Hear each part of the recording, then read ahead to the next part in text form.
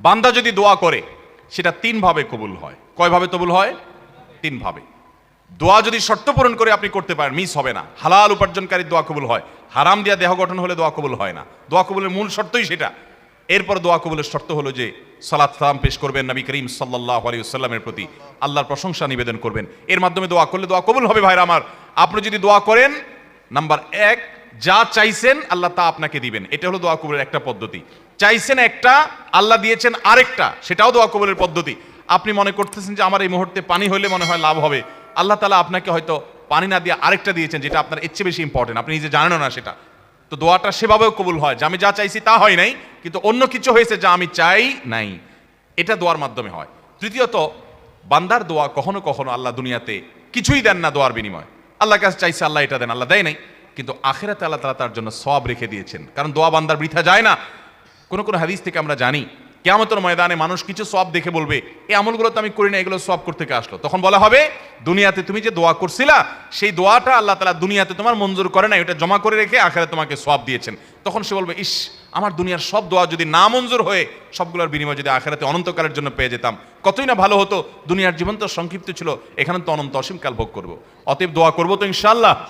আমাদের মুর্দাদের জন্য আমাদের দোয়া করতে হবে, চোখের পানি ফেলতে হবে। ভাইরা আমার, বাবারা আমার, আমাদের দাদা দাদি, নানা নানি, তাদের বাপ দাদা, আমাদের নিজেদের আপন, আমাদের কাছের আত্মীয় স্বজন এবং আমাদের বাবা মা, আত্মীয় স্বজন সহ বন্ধু বান্ধব, পাড়া প্রতিবেশী, আরো যারা দুনিয়া থেকে চলে গেছেন, তাদেরকে আমরা যদি উপকার পৌঁছাতে চাই, আল্লাহর শপথ করে বলছি, সবচেয়ে বড় উপায়, সবচেয়ে বড় মাধ্যম হলো আপনি নিজে আল্লাহর কাছে একটু হাত তুলে চোখের পানি ফেলেন, নামাজ পড়ে 2 রাকাত, অথবা যখন আসেন, এমনকি বিনা ওযুতেও সম্ভব, আপনি ভোর রাতে নামাজের আগে পরে, অবসর সময়ে, শুক্রবারে, বিশেষ করে আসরের পরে শুক্রবারে বা যে কোনো সময় আপনি 2 হাত তুলে, অথবা হাত তোলার সুযোগ নেই, আপনি হাঁটছেন। আমি কিন্তু আমল করি ভাই। আমার বাবা দুনিয়া থেকে চলে গেছেন, গভীর রাতে মাহফিল শেষ করে বাসায় যাই, হঠাৎ বাবার কথা মনে পড়ে, আর সাথে সাথে আল্লাহর সাথে কথা বলা শুরু করে দেয়। আল্লাহ, আমার আব্বাজান আজকে বেঁচে থাকলে কত আমল করার চেষ্টা করতেন, কোনোদিন দেখি নেই আমার আব্বাজান রহমতুল্লাহ আলাইকে জীবনে একটা দিনও দেখি নাই যে কোরআন তেলাওয়াত ছাড়া তার দিনটা কেটেছে, কোনোদিন দেখি নাই।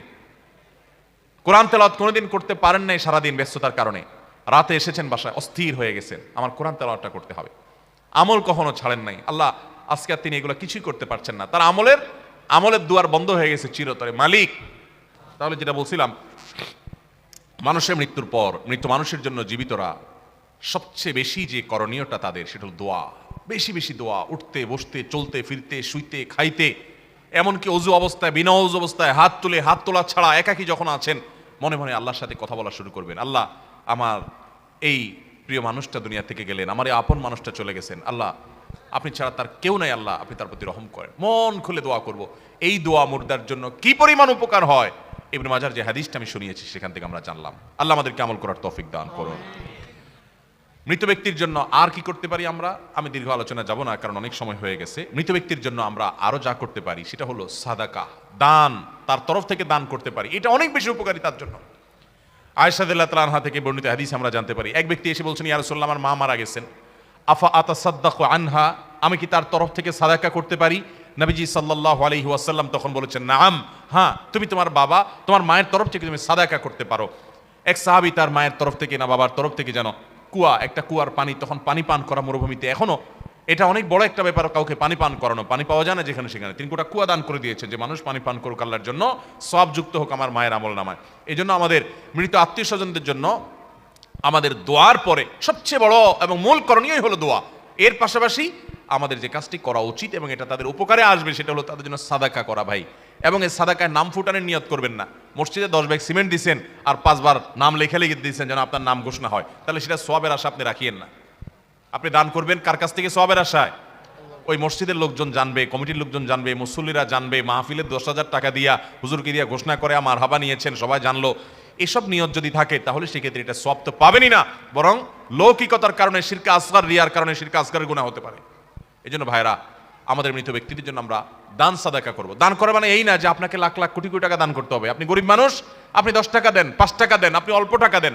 দানের সময় নিয়ত করবেন, আল্লাহ এই মসজিদে আমি 10 টাকা দিচ্ছি, মাদ্রাসা 10 টাকা দিচ্ছি, একটা কালভার্ট বানিয়ে দিচ্ছি, একটা গরিবকে একটা সেলাই মেশিন কিনে দিচ্ছি যার সেলাই মেশিনের দ্বারা উপার্জন হতে পারে, একজনকে একটা রিক্সা কিনে দিচ্ছি যার রিক্সায় ভাড়া চলে তাকে মালিক বানিয়ে দিলাম। আল্লাহ, আমি একজনকে একটা জিনিস দিচ্ছি, কেন এই জিনিসটা দিচ্ছি? এটার সবটা আমি নিজে চাচ্ছি না, আমার মা যিনি মারা গেলেন, আমার বাবা যিনি চলে গেলেন, আমার স্বামী কিংবা স্ত্রী, বন্ধু কিংবা বান্ধব যে চলে গেছেন, তার জন্য আল্লাহ এটাকে সওয়াবের জন্য আপনি এটা তার পক্ষ থেকে কবুল করেন, তার আমল নামার সওয়াবটা অ্যাড করে দিয়েন। এই আমলটা আমরা যদি মুর্দাদের জন্য করি সেটা অনেক বেশি উপকারী। চেষ্টা করবো তো ইনশাআল্লাহ। এই দানের আমলটা এটাকে আবার আমরা আমাদের মন মতো বানায় নিয়েছি। কীরকম? 7 দিনে, 3 দিনে, 40তম দিনে মানুষ খাইয়ে দান করতে হবে। এই ফরম্যাট তো সাহাবা একরাম থেকে আমরা পাই না। হ্যাঁ, আপনি খাদ্য দান করতে পারেন মুর্দার তরফ থেকে, দোষের কিছু নেই, কিন্তু সেই খাদ্য দানটা যেন রীতিমতো আনন্দ অনুষ্ঠানের মতো দেখা না যায়। আপনি গরিব দুঃখীকে খাবার খাওয়ান, এতিমখানায় খানা দেন, আপনি গরিবদের বাড়িতে বাজার করে দেন, টাকা পয়সা দিয়ে দেন। ভাইরা আমার, কিছু কিছু আমল আছে যেগুলো আমাদের সমাজে নেই। আমি সৌদি আরবে দেখেছি যে আপনার কোনো একজন মানুষ চেহারা সুরত দেখে মনে হচ্ছে উনি গরিব মানুষ, বাজার করে সুপার মার্কেটে ক্যাশের কাউন্টারে আসছে। আল্লাহর আরেক বান্দা পেছন থেকে এসে বলছে, যদি আপনি মনে কিছু না করেন আপনার বিলটা আমি দিয়ে দিতে চাই। তার বিলটা দিয়ে দেন। কত খুশি লাগে তার কাছে। আপনি বাজারে যেয়ে দেখেন, বহু গরিব মানুষ আছে বারবার মাছ বাজারে যেয়ে মাছ মূলায় নিতে সাহস করে না, টাকার অভাব আছে, মাছটা পছন্দ হয়েছে কিন্তু নিতে পারে না। আপনাকে যদি আল্লাহ তৌফিক দেয়, ওই আপনার মায়ের জন্য, আপনার বাবার জন্য আপনি তাদেরকে সওয়াব দেওয়ার উদ্দেশ্যে গিয়ে তার পিঠে হাত দিয়ে বলেন, ভাই আপনি মনে কিছু না করলে আপনার এই মাছটার বিল আমি দিতে চাই, আল্লাহকে খুশি করার জন্য। কত দোয়া পাবেন জানেন? কিছু কিছু সময় আছে যে আপনার হাজার হাজার টাকা দানের চাইতে 200-400 টাকা দানের অনেক বেশি সওয়াব হয়। একটা গরিবের বাচ্চা দেখছেন যে বারবার কোনো একটা হোটেলের সামনে ঘুরছে, কিন্তু খাবার কেনার সাহস পাচ্ছে না, মুদি দোকানে যাচ্ছে, বারবার মোলামুলি করছে, নেওয়ার সাহস পাচ্ছে না, আপনি তো তাকে জিনিসটা কিনে দিলেন মুর্দার তরফ থেকে। এটা হলো সাদাকার সবচাইতে উত্তম পদ্ধতিগুলোর একটি। এছাড়া মসজিদ মাদ্রাসাতে সাদকা জারিয়ামূলক কাজ করতে পারি, মাদ্রাসা এতিমদেরকে আমরা খাওয়াই দিতে পারি। আমরা আমাদের মৃত আত্মীয়স্বজনের তরফ থেকে দান করবো, সেটা সাদাকা হোক, নগদ টাকা হোক, খাবার দাবার হোক, কোনো স্থায়ী কাজে হোক, সবচেয়ে উত্তম হলো সাদকায়ে জারিয়া।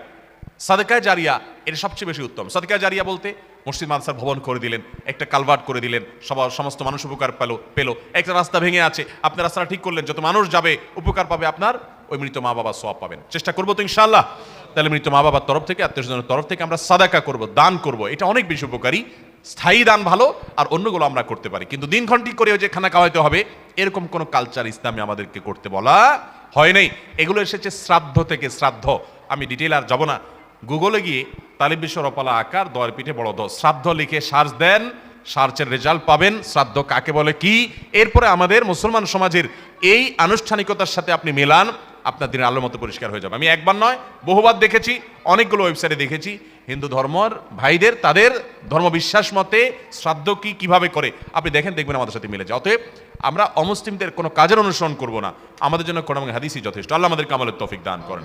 এছাড়া মৃত ব্যক্তির তরফ থেকে আপনি উমরা করতে পারেন, হজ করতে পারেন, এগুলো তাদের জন্য উপকার আসে। যদি আপনার তৌফিক থাকে, সেটা না পারেন ওই যে আপনি যতটুকু পারেন ততটুকু করেন, দোয়াটা করেন। এছাড়া মুর্দাদের জন্য আমরা আর কি করতে পারি?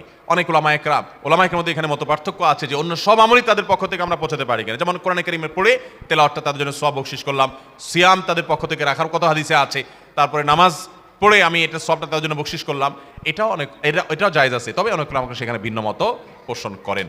তো আমরা মুর্দাদের জন্য বেশি বেশি করে, বিশেষ করে দোয়া এবং সাদাকা, এর পাশাপাশি অন্যান্য যে আমালগুলো সওয়াব রেচানি করা যায় সেগুলো আমরা বেশি বেশি করবো, চেষ্টা করবো তো ইনশাআল্লাহ।